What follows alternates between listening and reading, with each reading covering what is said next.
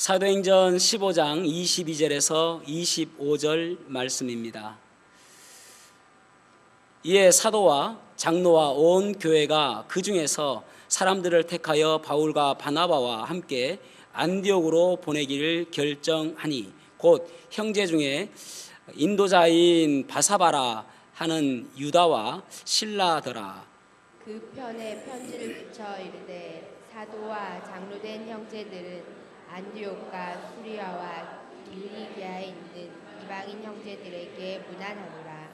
들은즉 우리 가운데서 어떤 사람들이 우리의 지시도 없이 나가서 말로 너희를 괴롭게 하고 마음을 혼란하게 한다 하기로 사람을 택하여 우리 주 예수 그리스도의 이름을 위하여 생명을 아끼지 아니하는 자인 우리가 사랑하는 바나바와 바울과 함께 너희에게 보내기를 만장일치로 결정하였노라. 아멘. 착석하시겠습니다. 하나님께서 사람을 처음에 만드셨을 때에 기뻐하셨다라고 말씀하고 있습니다. 그래서 사람의 마땅한 본분은 하나님께서 기뻐하시는 삶입니다. 또 더 나아가서 다른 사람들에게도 기쁨을 주는 것이 사람의 몫입니다. 디모데후서 1장 16절에 보면은 오네시보로라는 사람이 이 바울에게 유쾌케 하는 사람이었다라고 그렇게 평가하고 있습니다. 여러분, 우리는 내가 있음으로 인해서 다른 사람들이 즐거워하고 또 유쾌케 하는 그런 사람입니까? 아니면은 불편해하고 또 그 자리가 좋지 않은 불협화음이 나는 그런 자리로 바뀌어지십니까? 오늘 본문의 말씀을 보면은 유대인의 몇 사람이 안디옥에 가서 그들의 마음을 혼란하게 하고 또 괴롭게 하였다, 그렇게 말씀하고 있습니다. 우리는 어떤 사람인가 한번 생각해 보았으면 좋겠습니다. 그래서 오늘 본문의 말씀을 가지고 기쁨을 주는 사람이라는 제목으로 말씀을 나누겠습니다. 첫 번째로는 내 생각을 교정할 수 있는 용기 있는 믿음이 다른 사람들에게 또 우리 주님께 기쁨을 줄 수 있는 사람입니다. 24절 말씀을 다시 한번 읽어볼까요? 시작. 들은즉 우리 가운데서 어떤 사람들이 우리의 지시도 없이 나가서 말로 너희를 괴롭게 하고 마음을 혼란하게 한다 하기로. 아멘. 몇 주 동안 우리가 안디옥 교회에서 있었던 일에 대해서 말씀하고 있습니다. 수리 안디옥에서 이 사도 바울이 이제 1차 전도여행을 떠나게 되어지죠. 그래서 구브로 섬을 통해서 버가를 통해서 비시디아 안디옥, 루스드라, 이고니온, 더베 해서 다시 반복으로 돌아오는 것을 우리가 이야기했습니다. 그곳에서 놀라운 이제 전도를 하고 돌아왔는데, 돌아와서 보니까 예루살렘에서 몇몇 유대인들이 와가지고 너희들이 그것으로서 구원받을 수 없다, 그저 예수님을 믿는 것으로 구원받을 수 없다 라고 이야기하면서 너희들도 우리 유대인들이 받는 것처럼 할례를 받아야 되고 율법을 지켜야 된다, 그렇게 이야기를 하는 것입니다. 그래서 베드로가 예전에 이방인 고넬료에게 가서 복음을 전했는데 그들이 우리와 똑같은 성령을 받더라. 그래서 우리 유대인들만 구원이 있는 것이 아니라 유대인 아닌 이방인들에게도 구원이 있더라 라고 이야기해주고, 또 예수님의 동생인 야고보도 거기에 힘을 실어서 정리를 해주는 것을 우리가 배웠습니다. 보았습니다. 그랬을 때에 6절과 7절을 보면은 그들이 다 변론하고 또 서로 의견을 제시하면서 서로 이야기를 하는 것을 보게 되어집니다. 그러면서 거기에 있는 유대인들이 그 이야기에 대해서 그래, 맞다, 그것이 옳은 것 같다라고 해서 자기의 생각을 교정하는 것을 보게 되어집니다. 그래서 나중에 보면은 만장일치로 그것을 통과하는 것을 보게 되어집니다. 여러분, 사람이 생각을 바꾸기가 그렇게 쉽지 않습니다. 왜냐하면 내 생각은 이때까지 내가 살아왔던 경험이 있고요, 또 이때까지 내가 살아왔던 그런 습관이 있고요, 또 이때까지 내가 생각했던 지식이 있고 또 체면이 있잖아요. 한마디로 이야기하는데 맞다, 그런 것 같다, 내가 잘못 생각했다라고 생각하기가 쉽지 않단 말이죠. 그럼에도 불구하고 하나님 말씀 앞에서 우리가 교정할 수 있는 믿음이 있어야 되는 것이죠. 내가 가고 있는 이 길이 바른 길인가 생각했을 때에 잘못된 길이라고 생각하면 언제든지 돌아설 수 있는 믿음이 있어야 되는 것입니다. 그것이 바로 나를 내려놓고 나를 포기하는 것이라고 할 수가 있는 것이죠. 여러분의 마음은 어떻습니까? 여러분의 생각은 어떻습니까? 여러분의 태도는 어떻습니까? 나는 그렇게 쉽게 하나님 말씀 앞에서 그렇게 쉽게 설득당하십니까? 하나님 말씀에 설득당하십니까? 그 말씀이 하나님 말씀이기에 내가 그 말씀대로 하겠습니다라고 여러분 삶을 쉽게 바꾸십니까? 내가 똑바로 가고 있는데 이것이 잘못 가고 있다면 다시 돌아서서 갈 수 있는 용기가 있냐 말이죠. 예전에 자동차 왕이라고 하는 헨리 포드가 그가 이제 처음에 그 자동차 모델이 T 모델이라는 것인데 그것을 가지고 자동차 사업을 했습니다. 그래서 자동차 업계에서 1위 했어요. 근데 그 포드 회사에 많은 사람들이 사장님 이것으로만은 안 됩니다. 여러 가지 모델을 내놓는 게 낫지 않겠습니까? 라고 해서 심지어는 그 여러 가지 어떤 모델을 가지고 모형을 만들어 와서 이런 모델은 어떻습니까? 라고 하면은 포드가 그냥 망치로 두들겨 부숴버렸다는 거예요. 우리는 T 모델이면 됩니다. 라고 했다는 것이죠. 그때의 젊은 GM의 사장은 알프레드 슬로운이라는 사람인데 알프레드 슬로운이라는 이 사람은 여러 가지 모델을 가지고 자동차를 판매하는 거예요. 결국은 1970년대까지는 포드가 1위였는데 그때부터 순위가 바뀌어져요. GM이 올라서게 되어지는 것입니다. 왜 그렇습니까? 고집 때문이죠. 내 것이 가장 옳다라고 하는 고집 때문이죠. 여러분, 우리는 내 경험과 우선보다 더 우선되어져야 될 것이 무엇이냐면은 하나님 말씀이죠. 하나님 말씀. 그래서 여러분 혹시나 이 가운데 구원받지 못하신 분이 있다면은 여러분이 지금 가고 있는 그 길이 맞는지를 점검해 보아야 됩니다. 내가 이 길 끝에 가면은 무엇이 나오는지 생각해 봐야 됩니다. 내가 지금 이 세상을 살아가고 있는데 이 세상 끝은 무엇이 있는지를 봐야 되는 것이죠. 히브리서 9장 27절에 보면은 한 번 죽는 것은 사람에게 정하신 것이요 그 후에는 심판이 있으리니 그렇게 말씀하고 있습니다. 모든 사람들은 다 죽게 되어 있습니다. 그런데 그 이후에 무엇이 있다고요? 심판이 있다고 말씀하고 있죠. 그 심판을 피할 수 있는 방법은 무엇인가? 요한복음 5장 24절에 보면은 내 말을 듣고 나 보내신 이를 믿는 자는 영생을 얻었고 심판에 이르지 아니하나니 사망에서 생명으로 옮겼느니라 라고 말씀하세요. 여러분, 주님께서 오셔서 내 말을 들어라, 나를 믿어라. 그러면 너희들은 그 죄에 대한 심판, 너희들이 감당해야 될 그 죄에 대한 대가, 그거 치르지 않아도 된다라고 말씀하고 있단 말이죠. 예수님은요, 이 땅에 오시면서 아무것도 아니면서 오신 것이 아니라 이 땅의 역사의 주인으로 오셨습니다. 그 증거가 무엇이냐면은 예수님이 오시고 난 후와 오시기 전을 구분해 놓으셨어요. 그래서 오시기 전을 우리는 BC라고 이야기하고 오시고 난 이후를 AD라고 이야기합니다.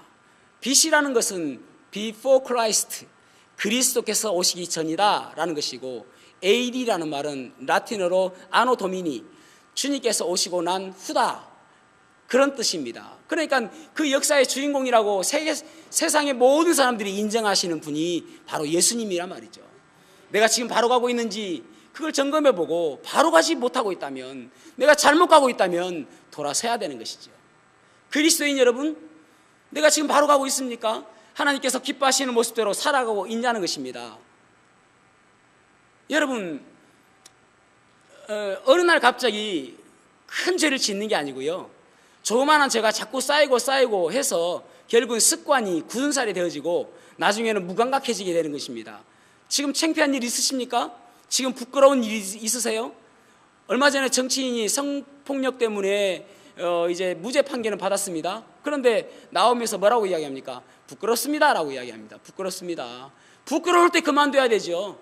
나중에는 그것이 무뎌가지고 부끄러운지도 몰라요. 어떤 사람은요, 그 부끄러운 자리에서 나오라고 할 때에 내가 이것 하다가 지옥 가도 좋다라고 이야기합니다. 그 쾌락이 얼마나 맛있고 얼마나 달콤하면은, 탕자를 보세요. 탕자는요, 세상에 살면서 너무나도 즐거웠습니다. 아버지께서 그 상속 유산을 다 줬어요. 그래서 살아가는데, 돈이 있으니까 친구들이 있죠. 여자들이 있죠. 지가 좋아하는 건 다 하는 거예요.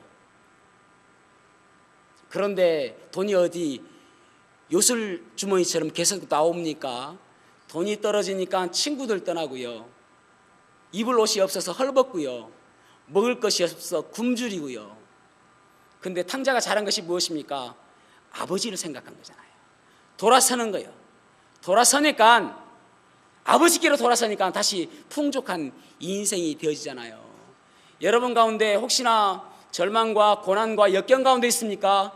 잘못 가고 있기 때문에 그런 거예요. 돌아서야 되는 것입니다. 돌아서야 되는 거예요. 현대는 참으로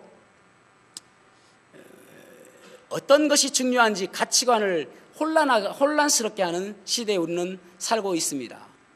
많은 사람들이 이것이 옳은지 바른지도 잘 모르고 나아가는 사람들이 얼마나 많은지 모릅니다.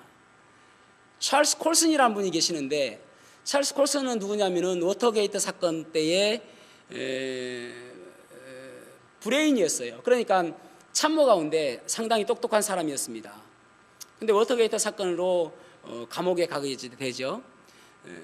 그래서 이제 이분이 예수님을 만나고 구원받게 되어집니다. 그러면서 여러 책들을 썼는데, 이것이 인생이다, 뭐 이런 책도 썼고, Born Again 이런 책도 썼고요. 그분의 책을 한번 읽어보시면 인생에 큰 도움이 되어집니다. 이분이 뭐라고 이야기했냐면은, 예전에 로마는 야만인들이 쳐들어왔다는 거예요. 그런데 오늘날은 우리 가정을 파괴시키고 우리 교회를 파괴시키고 이 사회를 파괴시키는 사람들은 이런 야만인이 아니라 지혜자이고 돈 많은 사람이고 권력자이고 똑똑한 사람이고 또 지식이 많은 사람, 또 권세자들, 이런 사람들이 침투해 온다는 거예요. 그러니까 오늘날 청소년들이 나는, 나의 기준은 연예인이에요. 연예인 바라보면서 와, 나도 저렇게 살면 좋겠다라고 생각하는 거예요. 어떤 사람들은 정치인이 기준이 되는 사람도 있지 않습니까? 저렇게 살아가면 좋겠다. 가치관이 혼란스러운 것이지 어느 것이 옳은지를 모르고요. 이사야 5장 20절 말씀 같이 한번 읽어볼까요?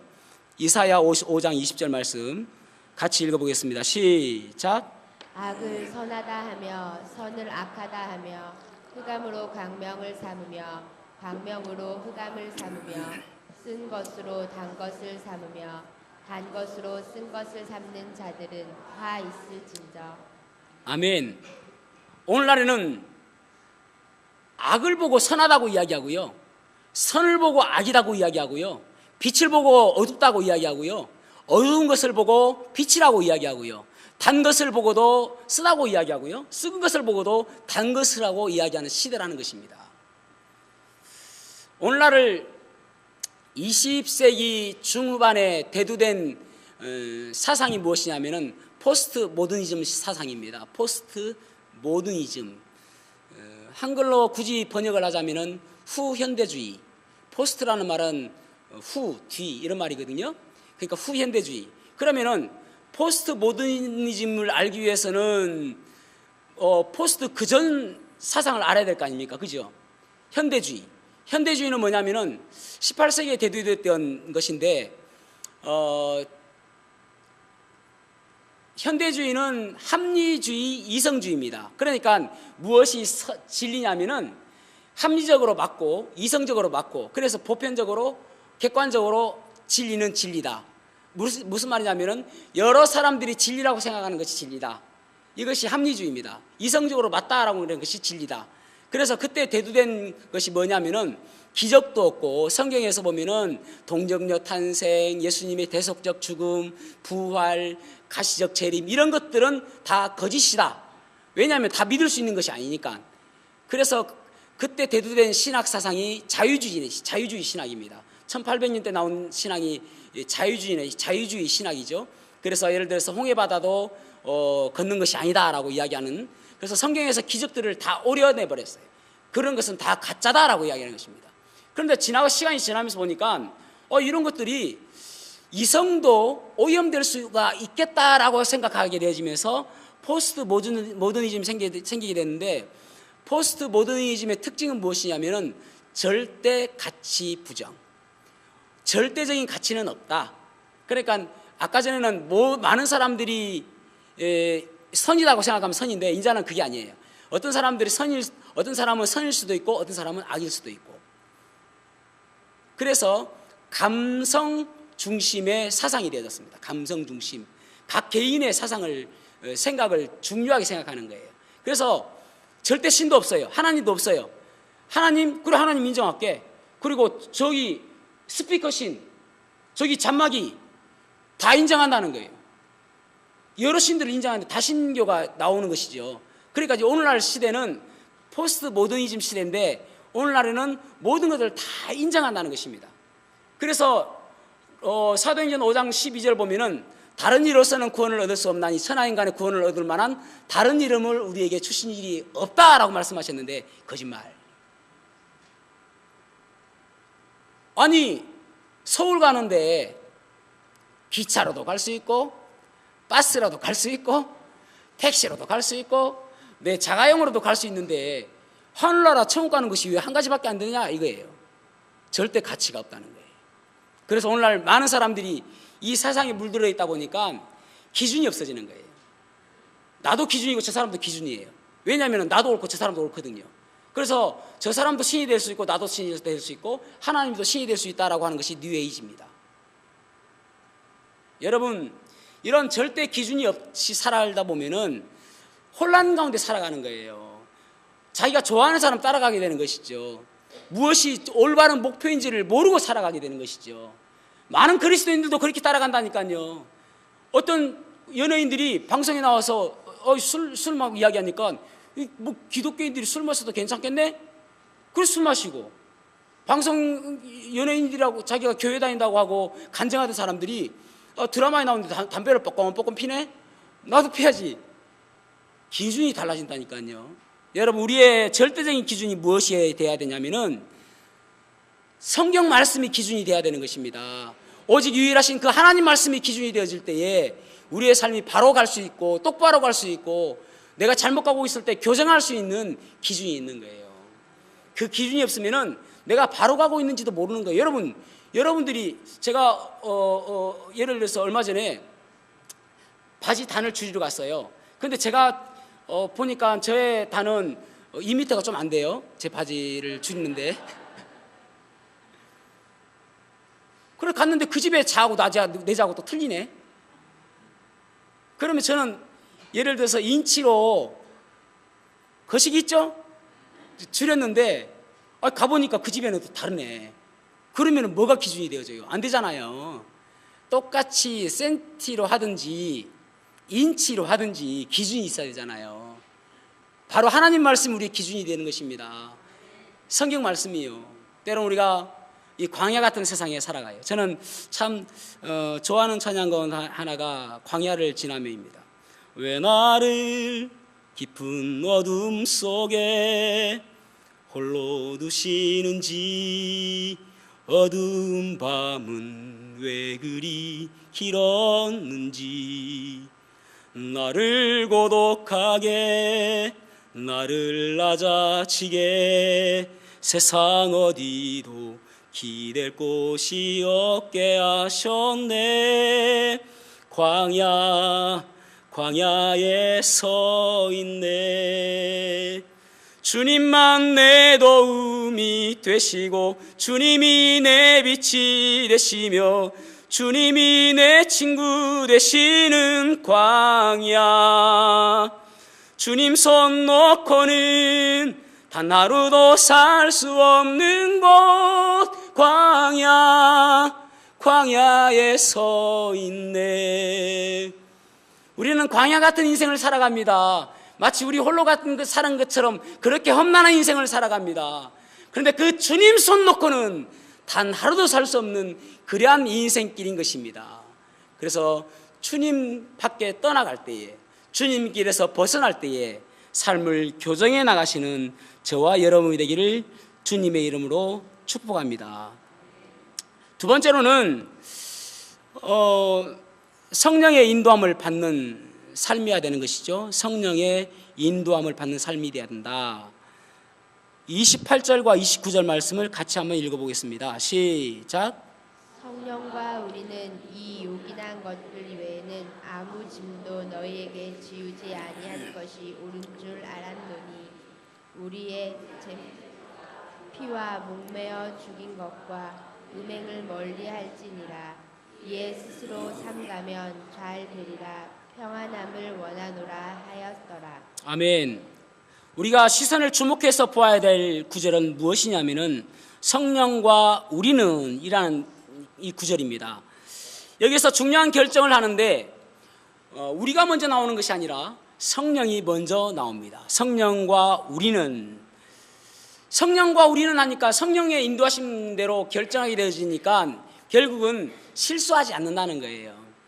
여러분, 우리가 실수하지 않는 인생이 되기 위해서는 성령의 인도하심을 받아야 됩니다. 성령의 음성을 들어야 됩니다. 성령님께서 나를 어떻게 인도하시는지 그 인도하심대로 따라가는 모습이 되어져야 됩니다. 그러니까 성령님께서 인도하시니까 어떤 결정을 했냐면은 여기 지금 이제 그 그리스도인들이 두 종류의 그리스도인이 있습니다. 유대인 그리스도인과 이방인 그리스도인들. 그런데 이방인 그리스도인들이 구원받았다고 이야기하는데 믿음으로 구원받았다고 한단 말이죠.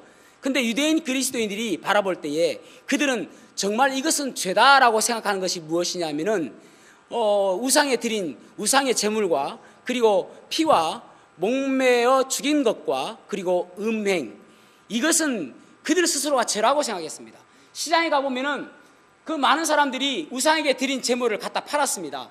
이것은 우상에게 드린 것입니다라고 공공연하게 이야기했습니다. 마치 오늘 시장에 가보면은 요거 중국산이에요 하는 거랑 똑같습니다. 그런데 이방인들은 그것이 별로 중요하지 않았어요. 왜냐하면은 자기들은 하나님을 믿는 사람들이 아니었으니까. 근데 유대인들은 그 시장에서 팔아도 이것이 우상에게 드린 제사 드린 것이었다라고 생각하면 그들은 먹지 않았습니다. 그러니까 덕 차원에서 그렇다면 이방인 그리스도인들도 앞으로는 우상의 제물과 피와 목매어 죽인 것과 그리고 음행은 삼가해라, 그렇게 이야기하고 있는 것입니다. 덕 차원에서요. 아주 좋은 결정을 한 것이죠. 아주 탁월한 결정을 한 것이죠. 그것 때문에 까딱하면은 또 불화가 있을 수 있잖아요. 그렇지만 이제 그것을 통해서 하나가 될 수 있도록 하기 위해서 그런 결정을 하게 된 것입니다. 여러분, 우리가 실수하지 않기 위해서는 내 생각대로 해서는 안 돼요. 내 방법대로 해서는 안 됩니다. 내가 원하는, 내가 편안한 방법, 편안한 방법으로 해서는 안 된단 말이죠. 성령님의 인도하신 대로 살아야 되는 것입니다. 허드슨 테일러가 있죠. 중국의 선교사의 아버지라고 하는 허드슨 테일러. 이 허드슨 테일러가 처음에 이제 중국 내륙에 선교를 하러 왔는데 이게 열매가 없는 거예요. 계속 힘 떨어지고요. 그래서 포기하고 싶은 마음이 있을 때에 그의 누이 동생한테 편지가 왔어요. 뭐라고 편지가 왔냐면은, 오빠,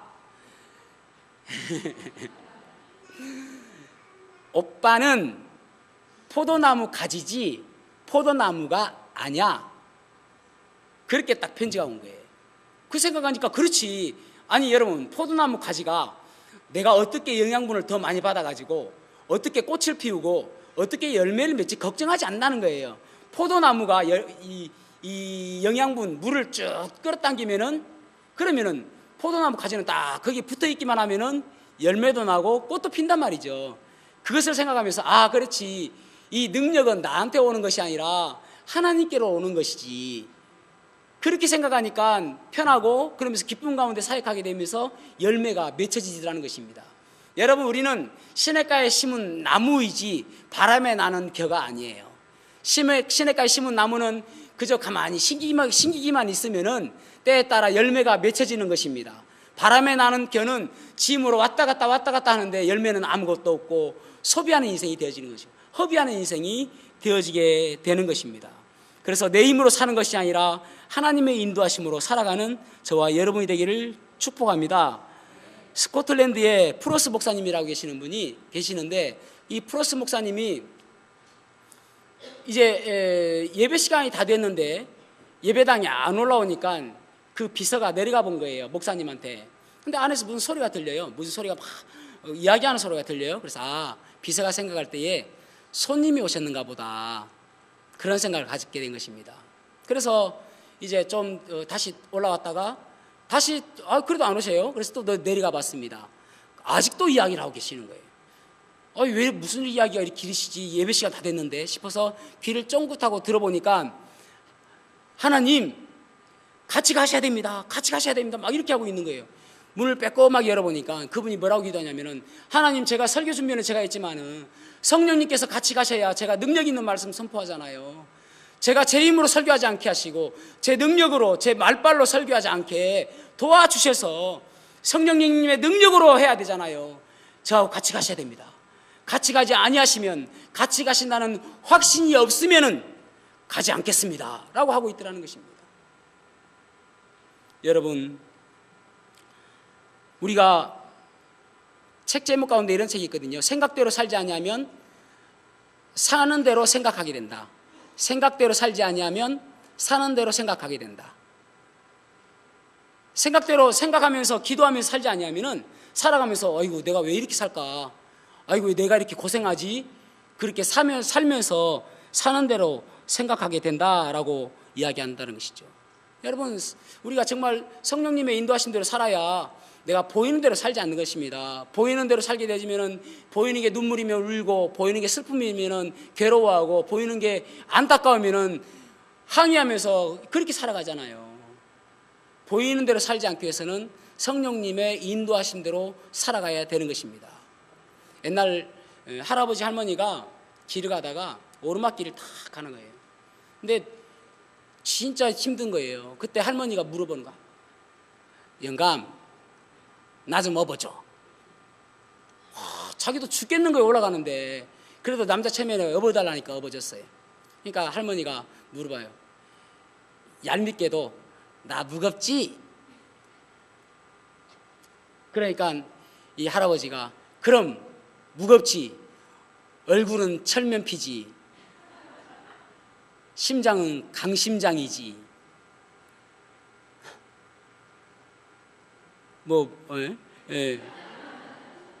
간땡이는 부었지, 얼굴은 돌이지, 무거울 수밖에. 그래, 아이 내리자. 그래 내렸어요. 한참 가다가 이제 할아버지가, 할멈, 나 다리 너무 아파, 좀 업어줘. 그래서 업어줬어요. 그래서 할아버지 그랬어요. 나 가볍지? 그러니까 아이고 가볍죠? 머리에 든 것 없지, 허파에 바람 들었지, 염치 없지, 양심 없지, 싸가지 없지, 가벼울 수밖에. 여러분, 우스갯소리지만은 보이는 대로 살아가는 거예요. 우리가 가정은 그런 가정이잖아요. 언니, 어떤 교회는 그렇게 물어봤대요. 저는 여러분들에게 물어보지 않겠습니다. 다시 태어나도 지금에 살고 있는 남편과 다시 결혼하겠습니까? 라고 물어본 거예요. 손 들지 마세요. 시험 듭니다. 그러니까 20%는 같이 살겠다는데 80%는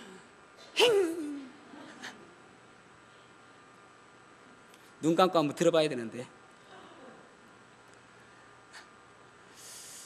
제가 오늘 개 이야기 한번 해보겠습니다. 제가 개 이야기 잘 안 하잖아요, 요즘에. 그죠? 좀 뜸했으니까. 저희 집에 개가 한 마리 있지 않습니까? 이 개가 참 신기한 것은 개가 방 안에 있던 방 밖에 있던 문을 닫으면은 엄청나게 짖습니다. 문 닫지 말라고. 뭐 폐쇄공포증이 있는 것도 아닌데 엄청 짖습니다. 그런데 있잖아요, 제가 얘를 딱 데리고 와서 문 딱 닫잖아요. 그러면 저 딱 보고 행복한 표정을 짓습니다. 제가 보니까 개 세상에서는 이 얼굴이 좀 먹히는 얼굴 같아요. 그래서 개로 태어날까 잘못 태어났나 싶기도 하고. 이 개들은 저를 좋아해요. 어디를 가나. 귀여운가 봐요, 개들이. 그러면서 저를 탁 보면서 얘가 노래를 부르는데, 아빠 한 분만으로 나는 만족해, 딱 한 노래를 부른 거예요. 얼마나 행복해하는지 몰라요. 저만 있으면 문 닫아도 아무 상관없습니다. 저 한 명만 있으면. 그래서 제가 생각해 봤습니다. 여러분 한번 생각해 보셔야 돼요. 정말 주님께서 나와 함께 하시는 것이 내가 불편한가, 아니면은 힘이 되어지고 기쁜가? 주님께서 지금 나를 딱 보고 있는데 이것이 나에게 위로가 되어지는가, 아니면은 거북한가? 믿음 좋은 사람은 행복하고 기쁨이 있겠죠. 힘이 되겠죠. 주님께서 함께 하시는데, 그죠? 근데 믿음이 없는 사람은 불편하겠죠. 제발 좀 떠나십시오, 저를. 근데 여러분, 정말 중요한 것은 주님과 동행하는 삶을 살고 성령님의 인도하심 받는 사람은 결코 후회하지 않는 인생을 살게 된다는 사실을 기억하셔야 한다는 것입니다. 인생은 두 가지입니다. 한 인생은 어떤 인생이냐면은, 초등학교 때 여러분 담임 선생님이 계시지 않는 점심시간 보셨습니까? 난리예요, 난리. 막 책상 위로 막 뛰어다니고 칠판 그 분필 지우개 던지고 막 쓰레기통 날아다니고 막 책상은 삐뚤삐뚤하게 되어 있고 막 난립니다. 주님 없는 그 인생은 어떤 인생이냐면은 그러한 담임 선생님 없는 인생이에요. 그런 인생은 창세기 1장 2절에 보면은 땅이 혼돈하고 공허하여 흑암이 깊음 위에 있다. 땅이 혼돈하다, formless, 어떤 균형이 없다. 그 다음에 공허하다, empty, 앵꼬났다, 비어있다. 그 다음에 흑암 위에 있다, darkness, 아주 어둡단 말이에요. 아무것도 보이지 않는 거예요. 절망적이죠. 그런 인생이란 말이죠. 담임 선생님이 없는 인생은. 그러니까 담임 선생님이 없는 인생은 내가 무엇을 자랑할 수밖에 없냐면은 나밖에 자랑할 것이 없는 거예요. 그래서 창세기 28장에 보면은 야곱이 그의 단어 중에서 가장 많은 단어가 내가예요. 내가. 우리가 요즘에 다니엘서 큐티하고 있는데 거기 보면은 느부갓네살이나 벨사살도 보면은 다 내가 히틀러의 자서전 가운데 그 가장 많이 나오는 단어가 내가라고 하는 내가. I centered man. 내가 나만 나타나고. 그러니까 구약 성경의 사울도 그렇지 않습니까? 내 중심적인 삶을 살게 되어지니까 나만 나타나야 되고 나만 자랑해야 되고 나만 나타나야 되잖아요. 근데 예수님의 인도하심을 받게 되어지면은 균형 있는 삶을 살게 되어지죠. 담임 선생님이 있는 것과 같은 삶, 그런 인생은 어떻게 되냐면은 갈라디아서 2장 20절 말씀처럼요, 내가 그리스도와 함께 십자가에 못 박혔나니 그런즉 이제는 내가 산 것이 아니요 오직 내 안에 그리스도께서 사신 것이라. 이제 내가 육체 가운데 사는 것은 나를 사랑하사 나를 위하여 자기 몸을 버리신 하나님의 아들을 믿는 믿음 안에서 사는 것이라. 이 20절 그 전후를 보면은 원어에서 보면은 내가라는 이 단어가 14번이나 나옵니다. 그런데 이 야곱이나 구약의 사울이나 또 느부갓네살이나 벨사살이나 그들이 이야기하는 내가하고 여기서 이야기하는 내가하고는 다르잖아요. 담임 선생님이 없는 내가하고 담임 선생님이 있는 내가하고 다르잖아요. 담임 선생님이 있는 내가는 균형이 잡히고 또 체계가 있고 질서가 있는, 그것이 담임 선생님이 있는 내가 아닙니까? 저와 여러분 담임 선생님이 있는 삶을 살아야 됩니다. 그렇게 하기 위해서는 성령의 인도함 받는, 성령님의 이끌림 받는 삶, 그러한 삶을 사모하시기를 바랍니다. 사랑하는 성도 여러분, 저와 여러분이 다른 사람들에게 기쁨이 됐으면 좋겠습니다. 또 우리 자신이 우리에게도 기쁨이 되었으면 좋겠습니다. 너 잘 가고 있다, 잘 살고 있다, 바로 살고 있다, 그렇게 갔으면 좋겠습니다. 그러기 위해서 두 가지요, 나의 생각과 뜻을 교정하는 믿음, 그리고 성령의 인도하심 받는 믿음, 그러한 믿음으로 살아가는 저와 여러분이 되기를 주님의 이름으로 축복합니다. 이 시간 다 같이 기도하시겠습니다.